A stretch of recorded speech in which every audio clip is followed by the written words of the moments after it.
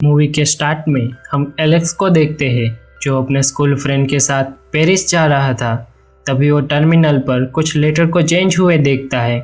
उसे उसकी रिसेप्शनिस्ट कहती है कि सर आपका बर्थडे थी, आपके फ़्लाइट का टाइम है। एलेक्स फ़्लाइट में एंटर हो जाता है। फ़्लाइट के अंदर उसे कई लोग मिलते हैं। एलेक्स अपनी सीट पर जाकर बैठता है। तभी उसके पास दो लड़की आती है और उसे सीट चेंज करने के लिए कहती है।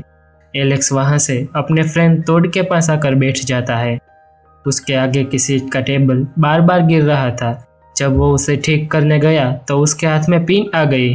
फ्लाइट टेक ऑफ हो जाती है। सभी हवा में पहुंच जाते हैं, मगर प्लेन के अंदर सबको बहुत ही झटके लग रहे थे। उन सभी का ऑक्सीजन मास्क नीचे गिर जाता है। अचानक प्लेन में आग लग जाती है। उसकी एक साइड का पूरा हिस्सा टूट जाता है। सारे लोग नीचे गिरने लगते हैं। तभी एलेक्स की नींद उठती है और उसे लगता है कि वो तो एक सपना देख रहा था, पर वो अपने दोस्त के पास जाकर उस पिन को चेक करने लगा। तभी वो टूट जाती है। वो सबको बताता है कि ये प्लेन ब्लास्ट होने वाला है, पर किसी को भी उस पर यकीन नहीं था। वो उसकी कलीग फ्रेंड कार्टर के साथ ही लड़ पड़ता है। सिक्योरिटी वाले उन सभी को बाहर निकाल देते हैं। अब इस तरफ फ्लाइट टेक ऑफ हो रही थी, पर तभी एलेक्स और कार्टर दोनों फिर से लड़ पड़ते हैं। वो प्लेन हवा में ही ब्लास्ट हो जाता है। सभी बहुत चौंक गए थे। एलेक्स को थैंक यू बोलने के बदले सभी उसे गुस्से की नज़र से देख रहे थे। FBI वाले दो एजेंट वहां पर आते हैं। वो सभी से पूछताछ कर रहे थे। वो एलेक्स के ऊपर ही शक कर रहे थे। उसे लगता था कि ये एलेक्स ने ही करवाया है। वहां पर सभी के पेरेंट्स आ जाते हैं और उन बच्चों को घर पर ले जाते हैं। उस हादसे को कोई भी नहीं भुला पा रहा था। एलेक्स दिन रात न्यूज़ ही देखता था। वो पता करना चाहता था कि प्लेन आखिर किस वजह से ब्लास्ट हुआ। वो बहुत ही मायूस और रो रहा था। उन सभी की आत्मा को शांति देने के लिए सब मिलकर प्रार्थना कर रहे थे। टॉड के पिता बहुत ही नाराज थे क्योंकि उसके दूसरे बेटे की मौत का जिम्मेदार वो एलेक्स को मानते थे। वो उन सभी की नेम प्लेट पर फूल चढ़ा रहे थे। उसका दोस्त कार्टर बहुत ही नाराज था। वो एलेक्स से कहता है कि मैं अपनी मौत का मालिक हूँ, ना कि तुम। वो मौत से बहुत ही डर रहा था। वो जब अपने प्रोफेसर से बात करने जाता है तो वो उसे भी उन सभी के मौत का जिम्मेदार मानती है। तभी उसका फ्रेंड टॉड वहां पर आता है।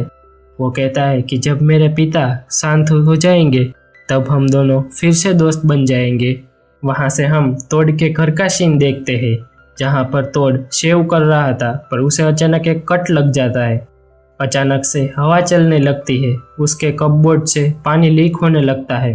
वो धीरे धीरे उसकी ओर आने लगता है। तब टॉड का पैर फिसल जाता है। सामने बंधी रोप उसके गले में फंस जाती है।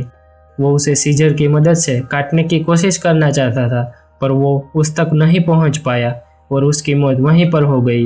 एलेक्स जब अपने कमरे में था तो उसे टॉड के नाम का फटा हुआ टुकड़ा मिलता है, जहां से वो टॉड के घर पर आता है, पर तब तक वहां पर सब लोग आ गए थे। क्लेयर एलेक्स को वहां जाने से मना करती है, पर एलेक्स उसके पिता के पास जाता है और पूछता है कि आखिर ये सब कैसे हुआ। तभी उसके पिता कहते हैं कि टॉड ने तुम्हारी वजह से सुसाइड कर लिया, पर एलेक्स कहता है कि वो तो सुसाइड नहीं कर सकता, उसने तो मुझे माफ भी कर दिया था। वो उसके भाई का दोषी भी मुझे नहीं मानता था। वो वहाँ से क्लेयर के घर पर आता है और क्लेयर से पूछता है कि वो टॉड के घर पर क्यों गई थी। वो उसे कहती है कि मुझे उस वक्त तुम पर भरोसा नहीं था, पर मुझे लगा कि तुम सच बोल रहे हो। मुझे वो सब दर्द महसूस हुआ जो तुम्हें हो रहा था, और इसी की वजह से मैं टॉड के घर पर गई थी।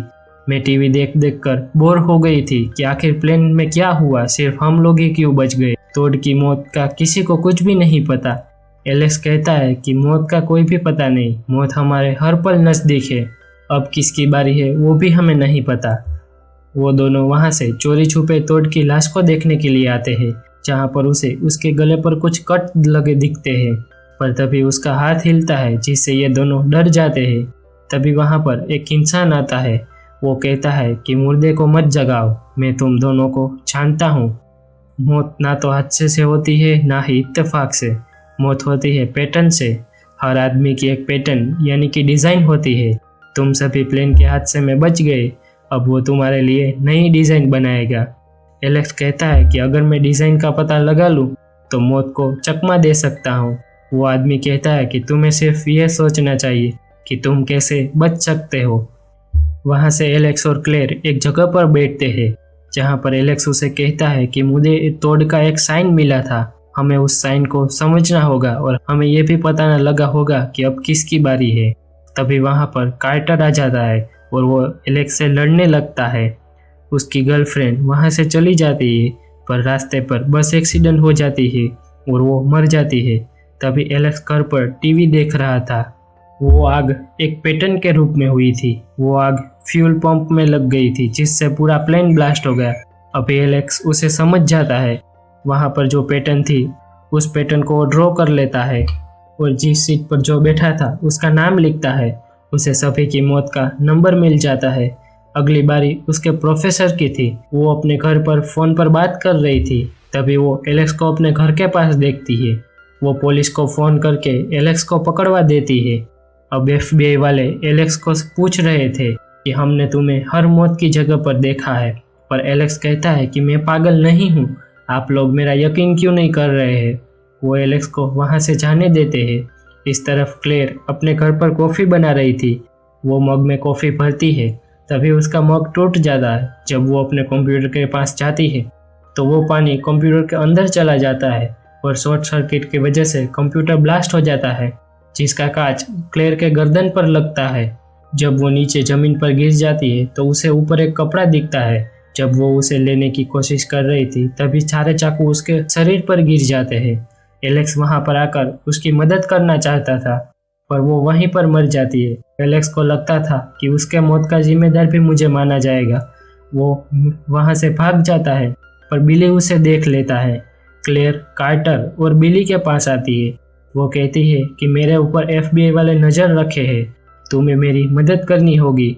हमें एलेक्स का पता लगाना होगा क्योंकि वही जानता है कि अब किसकी बारी है। वो सभी एलेक्स के पास आते हैं। क्लेयर उसे अपने माँ बाप के बारे में बताती है और कहती है कि मेरी ज़िंदगी से तो मौत ही अच्छी है। वो सभी कार्टर की कार में वहाँ से भाग रहे थे। तभी कार्टर उसे कहता है कि अब तो मेरी बारी है ना, पर एलेक्स उसे कोई भी जवाब नहीं देता। ये सुनकर कार्टर तेज गाड़ी चलाने लगता है और कहता है कि अगर मौत मेरी ही होने वाली तो मेरे मुताबिक होगी। वो एक रेलवे की पटरी पर गाड़ी को रोक देता है। बिली, एलेक्स और क्लेयर वह उस गाड़ी में से निकल जाते हैं पर कार्टर नहीं निकलना चाहता। जब ट्रेन नज़दीक आती है तो एलेक्स उसे कहता है कि निकल जाओ, पर अब कार्टर उस कार में फंस गया था। एलेक्स उसकी मदद करता है और वो दोनों बच जाते हैं, पर फांसी में खड़ा बिली की मौत वहीं पर हो जाती है। और इसे देखकर एलेक्स कहता है कि अगर हमने उसके टारगेट की मौत नहीं होने दी तो वो आगे बढ़ जाएगा। अब अगली बारी एलेक्स की थी। वो एक घर पर कमरे में बंद हो गया था। वो उसके पैटर्न को समझ जाता है और उसे होने ही नहीं देता। तभी इस तरफ क्लेयर के घर पर बिजली का तार खुला हो जाता है। एलेक्स को वो बात पता चल जाती है। वो क्लेयर के घर पर आने के लिए निकल जाता है पर FBI वाले भी उसे पकड़ने के लिए उसका पीछा कर रहे थे। इस तरफ क्लेयर अपनी कार में फंस जाती है। उसकी कार में आग लग जाती है। एलेक्स कहता है कि मौत हम दोनों में से किसी एक की होगी। मैं ये तार छू लेता हूँ। वो तार को छूकर दूर गिर जाता है। तभी उसे सभी इमरजेंसी एड प्रोवाइड की जाती है। अब हम देखते हैं कि वो तीनों फ्रेंड्स मिलकर फिर से पेरिस जा रहे हैं। वहाँ पर कार्टर उसे कहता है कि मौत का खेल कभी ख़त्म नहीं होता। मैं और क्लेयर बच गए, यानी कि अब तुम्हारी बारी है। एलेक्स वहाँ से भागने लगता है। तभी उसे एक बोर्ड उसके ऊपर गिरता है पर कार्टर उसे बचा लेता है, पर कार्टर की मौत वहीं पर हो जाती है। यहाँ मूवी का एंड हो जाता है। चैनल को सब्सक्राइब करना और वीडियो को लाइक करके हमें सपोर्ट करना।